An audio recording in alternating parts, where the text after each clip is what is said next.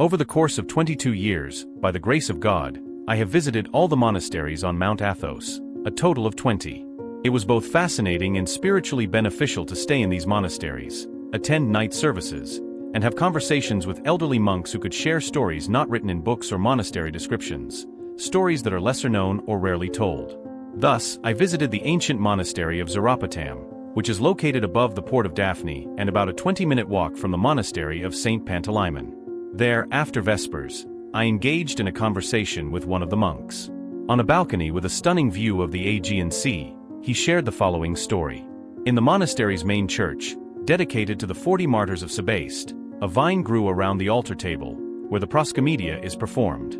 This vine produced 40 fruits every year. The vine, which wound its way around the altar, was a type of gourd, known in Latin as lablab. It is believed that in honor of the 40 martyrs who suffered in the Sebaste lake and remained faithful to Christ, the Lord provided this miraculous vine with its fruits as a healing remedy. The monks on Athos, who had dedicated their lives to God, could use these fruits and vines to recover from illnesses. The fruits and shoots of this vine served as healing medicine, and whoever consumed them would be healed. According to tradition, the foundation of the Xeropotam Monastery dates back to the 5th century, under the patronage of the Byzantine Empress Pulcheria, the sister of Emperor Theodosius II.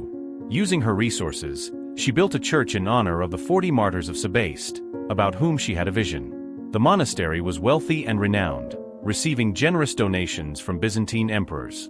Even the Turkish Sultan Suleiman I reportedly had a divine revelation to assist the monastery in gratitude to God for his conquest of Egypt. Gifts from Emperor Romanus included a fragment of the life-giving cross. Additionally, the monastery houses the incorrupt hand of Gregory the theologian and the incorrupt right hand of Ignatius the God-bearer. However, after the union of Lyon, the holy mountain was placed under the control of heretics. In response, the monasteries fortified their walls and towers.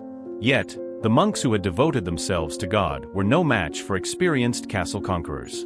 Mount Athos bore witness to many martyrs and defenders of the purity of faith. Monks were killed on Athos for refusing to accept the union. In monasteries such as Bulgarian Zograf and Iveron, heretics encountered resistance. However, there were also monasteries where monks and priests joined the union with the heretics and began serving with them. Unfortunately, one such monastery was Xeropotam. But during a service conducted by the monks and heretics together, a great earthquake occurred.